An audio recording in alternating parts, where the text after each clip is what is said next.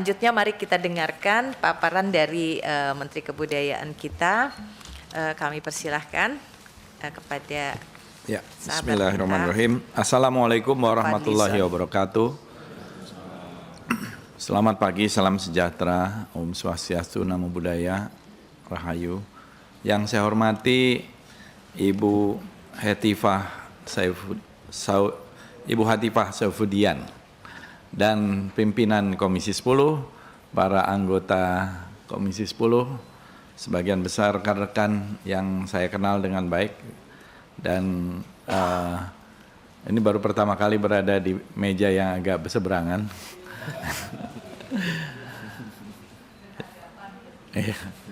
Yang saya hormati para menteri, Pak Profesor Abdul Mukti, Profesor Satrio, para wamen yang hadir tadi telah diperkenalkan.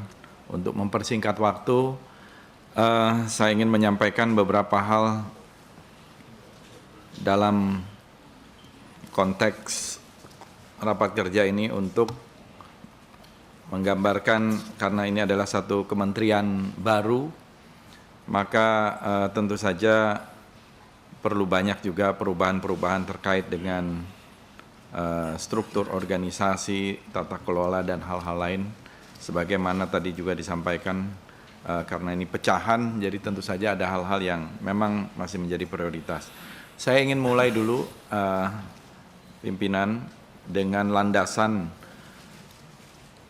yang ada, yaitu Undang-Undang Dasar 1945, Pasal 28C, hak pengembangan diri melalui pemenuhan kebutuhan dasar memperoleh manfaat seni dan budaya.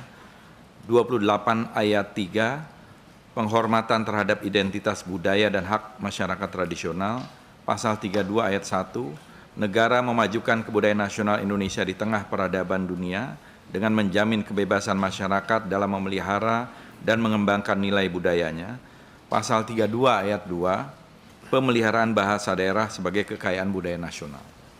Saya kira amanat Undang-Undang Dasar 1945 ini sangat jelas, dan kemudian tentu saja melalui proses legislasi telah diturunkan Undang-Undang Nomor 5 2017. Waktu itu saya masih pimpinan DPR, saya kira, dan Komisi 10 yang melahirkan ini, soal pemajuan kebudayaan, sebagai upaya meningkatkan ketahanan budaya dan kontribusi budaya Indonesia di tengah peradaban dunia melalui pelindungan, pengembangan, pemanfaatan, dan pembinaan kebudayaan.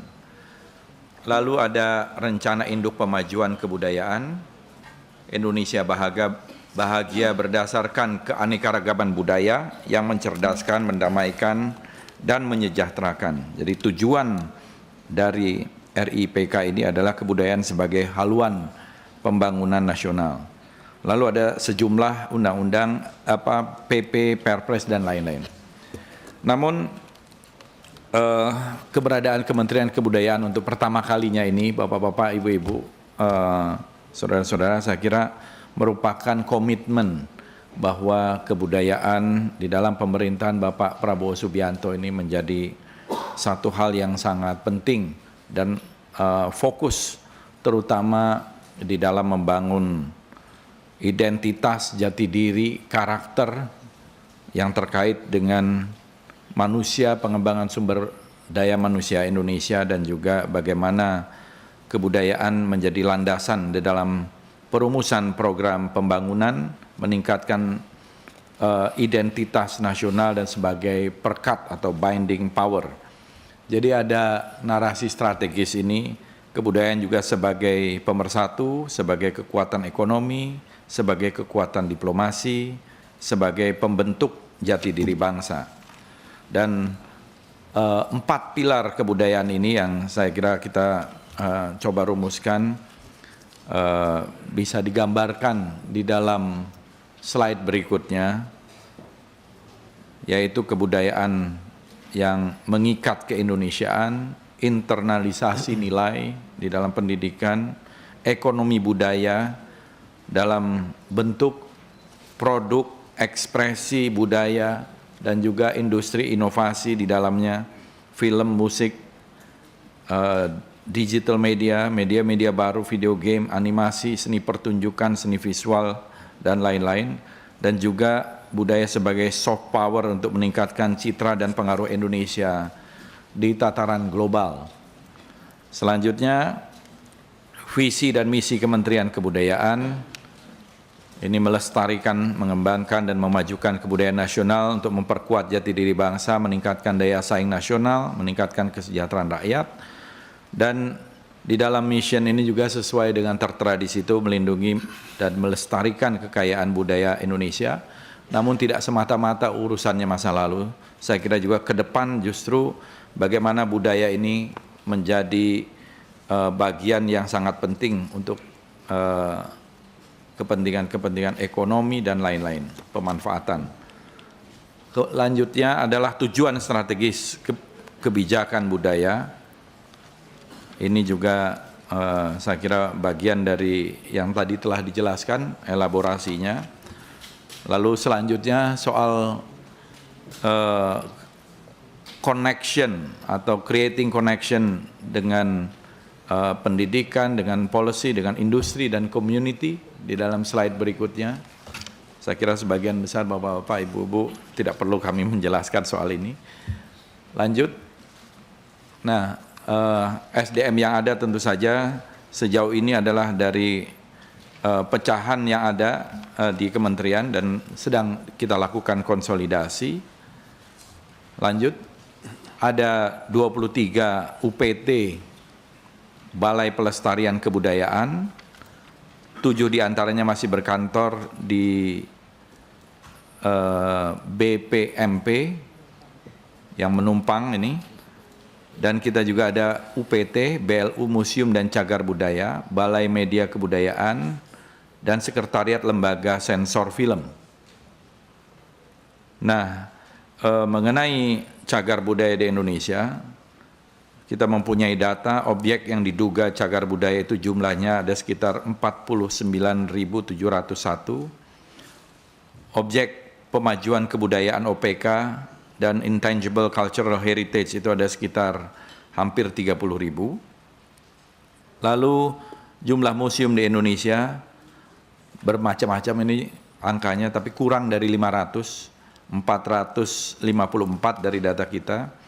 Ada museum pemerintah pusat, museum milik pemerintah daerah, milik perorangan.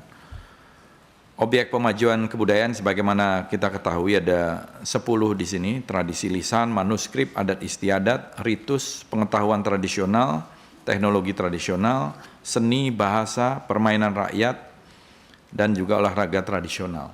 Ada beberapa irisan saya kira nanti dengan KL lain yang mungkin perlu ada koordinasi, di mana urusan kebudayaan, di mana urusan hilir dan sebagainya.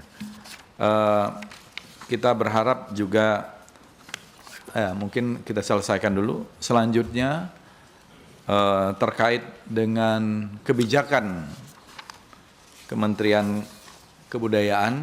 Nah, di sini kita ingin ada pendekatan yang holistik melalui beberapa pilar utama, pelindungan kebudayaan dan tradisi, perumusan dan pelaksanaan kebijakan di bidang pelindungan kebudayaan dan tradisi, lalu diplomasi dan promosi kebudayaan. Ini menjalankan kebijakan diplomasi budaya untuk memperkenalkan keunikan budaya Indonesia, kekayaan budaya Indonesia, dan meningkatkan citra Indonesia di kancah internasional.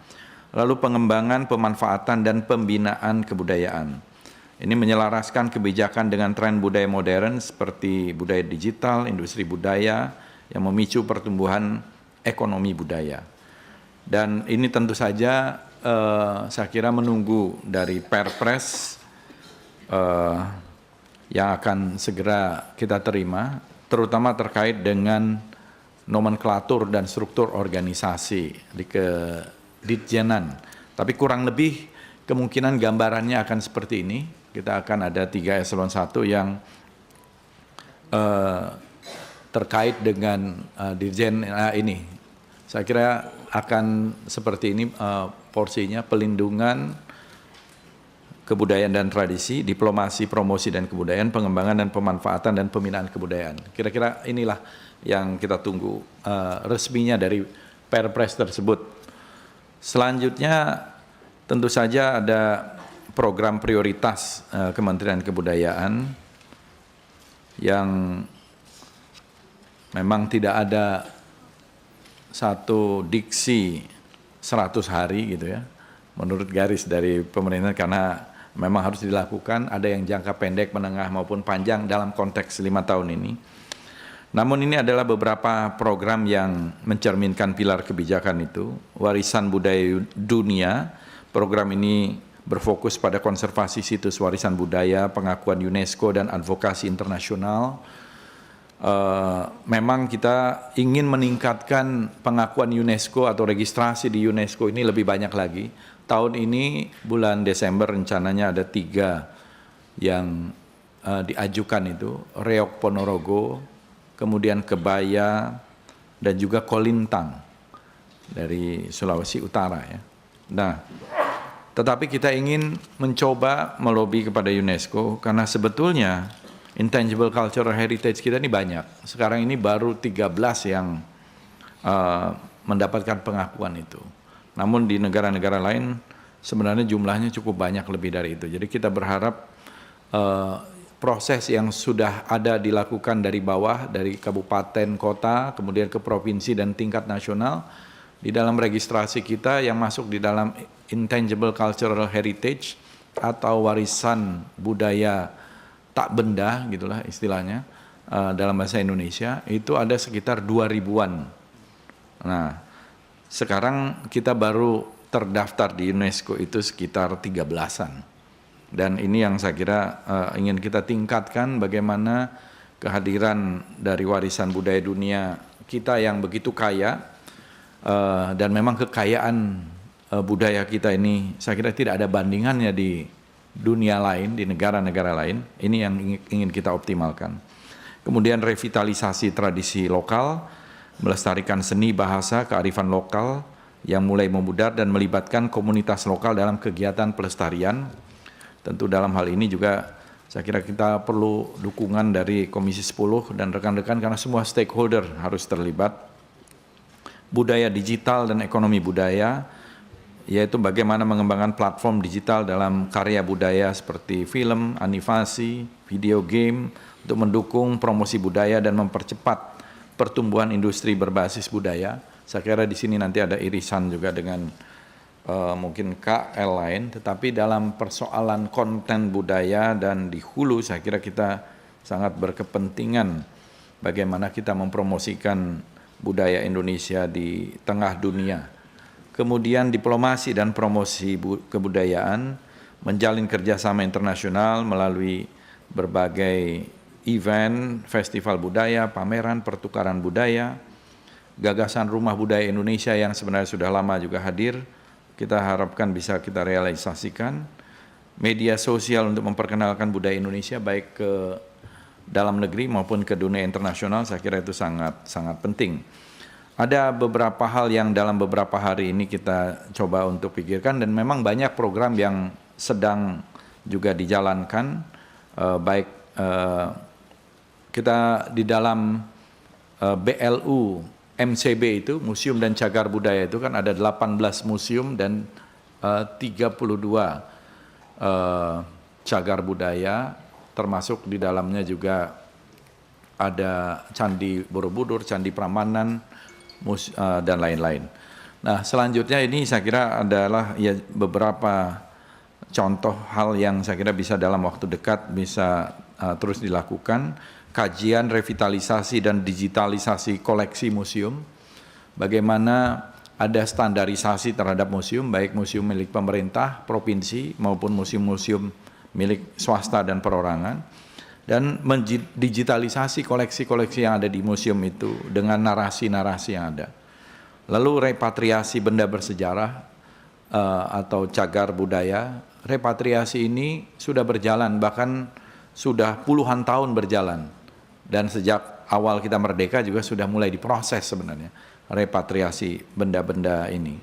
Dan terus di dalam proses itu kita menerima artefak dan benda-benda bersejarah yang dulu diambil oleh kolonial, baik itu Belanda, Inggris, Prancis juga pernah menjajah kita ya, Netherlands, France, Indies itu ketika zaman Napoleon Daendels, kemudian juga Jepang dan lain-lain. Tetapi memang yang terbanyak tentu saja Belanda dan Inggris. Nah, Belanda sudah ada MOU untuk proses pengembalian itu, tetapi Inggris sampai sekarang tidak mau mengembalikan, padahal termasuk yang paling banyak. Kalau kita lihat Bu Esti itu dalam peristiwa Geger Spey di tahun 1812 itu Raffles itu melakukan satu perampokan terhadap keraton Yogyakarta sampai 4 kapal. 2 kapal itu kemudian tenggelam. Nah, selebihnya kemudian sekarang berada di British Museum dan juga di British Library, termasuk ratusan manuskrip yang sampai sekarang tentu saja belum ada yang kembali. Itu sebagai contoh, dan kita akan lakukan terus upaya-upaya pendataan dan permintaan repatriasi ini. Revitalisasi museum daerah dan taman budaya, meskipun ini bukan berada di dalam domain Kementerian Kebudayaan, tetapi kita akan mendukung mungkin dengan kerjasama Kementerian Dalam Negeri dan pemerintah provinsi, pemerintah kabupaten kota, agar museum-museum di daerah dan taman-taman budaya bisa memenuhi standar yang bagus dan bisa menjadi tempat yang menjadi satu enclave kebudayaan. Pemugaran situs Muaro Jambu yang sekarang ini sedang berlangsung dalam proses. Sangiran ini sebagai pusat prasejarah dunia, saya kira tidak ada yang mengalahkan Sangiran ini secara artefak, dan ini juga salah satu yang menunjukkan bahwa Indonesia adalah peradaban tertua di dunia gitu ya. Dari artefak fosil dan lain-lain. Di sini di Sangiran dan juga sekitarnya saya kira banyak kita menemukan situs-situs yang penting, termasuk artefak-artefak yang penting, menunjukkan bahkan sebelum kita menjadi Homo sapiens sudah ada Meganthropus paleojavanicus, ada Pithecanthropus erectus, Homo erectus yang usianya 2 juta tahun, 1 sampai 1,8 juta tahun dan lain-lain, menunjukkan bahwa kita ini adalah yang tertua. Saya kira teori ini juga harus kita challenge yang di barat itu, bahwa seolah-olah Homo erectus itu berjalan dari Afrika kemudian menuju Jawa dan punah di Jawa. Mungkin justru sebaliknya, dari Jawa kemudian ke utara ke Afrika gitu ya. Kemudian kita melihat juga dari beberapa hal yang bisa dalam waktu dekat itu, kita lihat ada Lokananta sebenarnya ini mempunyai potensi yang besar untuk lebih cocok di Kementerian Kebudayaan. Ini ada di kelola sekarang, kita bisa mengisi, sudah direnovasi dan sudah cukup baik gitu, tinggal bagaimana bisa ada museum musik gitu, karena tidak ada sekarang ini museum musik kecuali ada yang swasta di Jawa Timur ya, tapi dalam skala nasional bisa menampung, karena ini juga treasure. Di sini banyak saya kira musisi, tapi kita bisa mengumpulkan kalau untuk musik artefak-artefaknya cukup banyak, baik itu Lokananta maupun yang lain-lain, baik dalam bentuk shellac, vinyl, dan juga kaset-kaset, reel tape dan sebagainya. Museum Sastra ini sudah kemarin dirintis meskipun tidak melalui tentu APBN, tapi kerjasama dengan komunitas. Dalam hal ini juga artefak dari para penulis-penulis, penyair-penyair, mesin tiknya, kacamatanya, tulisan-tulisan tangannya, puisi-puisi, dan drama-dramanya dari Asrul Sani dan lain-lain sudah berada di situ. Ada juga Museum PDRI yang sebenarnya sudah lama belum berfungsi.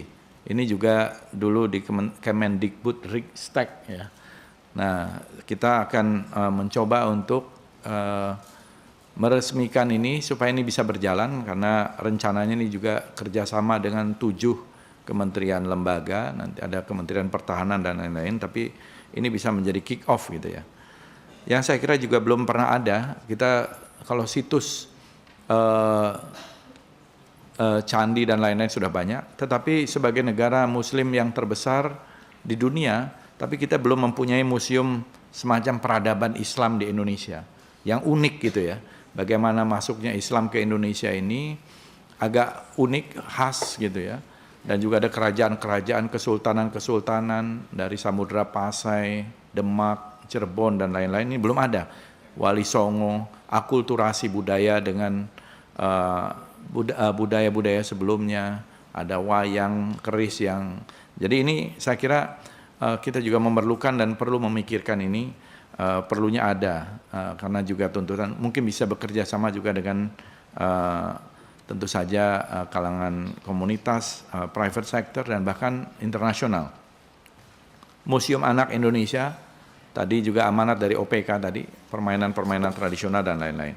Lalu juga peningkatan jumlah WBTB Indonesia yang sekarang ini 2.213, kita harapkan ini bisa kita perbanyak lagi dan mungkin kita mempunyai list yang bisa diakses oleh publik dan meningkatkan kesadaran budaya kita bagaimana di setiap daerah, di setiap kabupaten, kota, provinsi yang memang memenuhi standar itu.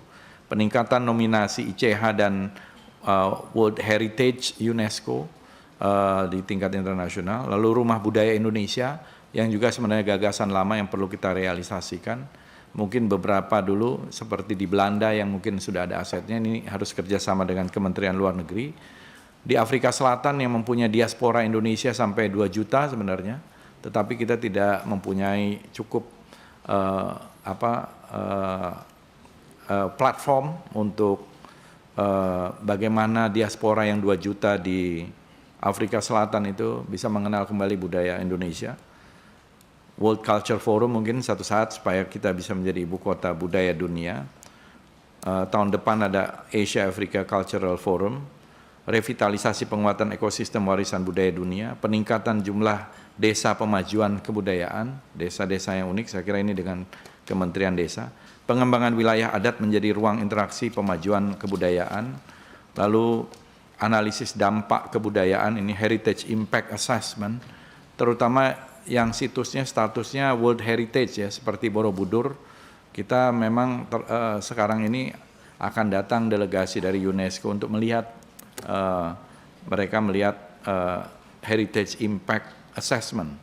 Jadi harus ada juga mungkin analisis dampak kebudayaan, AMDAL kebudayaan semacam itu. Kekayaan intelektual budaya, advokasi tata kelola musik, konvensi musik, nah ini anugerah kebudayaan, penambahan layar sinema, yang sekarang kita lihat bahwa film Indonesia memang sudah mendapatkan kemajuan yang cukup besar, paling tidak sekarang sekitar 60-70% layar itu didominasi film Indonesia, meskipun memang temanya masih terbatas, temanya masih banyakkan horornya, jadi rupanya kita suka dengan film horor. Kemudian mungkin perlu afirmasi film-film kebangsaan, kepahlawanan, film anak, dan juga hal-hal yang lain. Jadi saya kira itu. Lalu slide berikutnya, masih ada? Cukup. Terima kasih Ibu Pimpinan dan anggota Komisi 10 yang terhormat. Wassalamualaikum warahmatullahi wabarakatuh.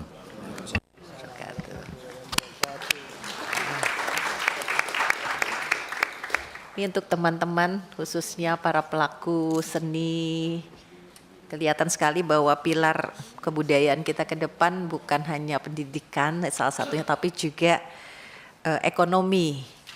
Dan memang itu amanat. Saat menangkap, mengumpulkan, dan mengolah peristiwa, secara paksa oleh penyidik, kami kerahkan upaya terbaik. Ketika menyampaikan berita serta informasi, kami tak sekadar menyapa. Ada referensi, aspirasi, juga inspirasi yang menjadi misi. Sapa Indonesia di Kompas TV. Independen, terpercaya.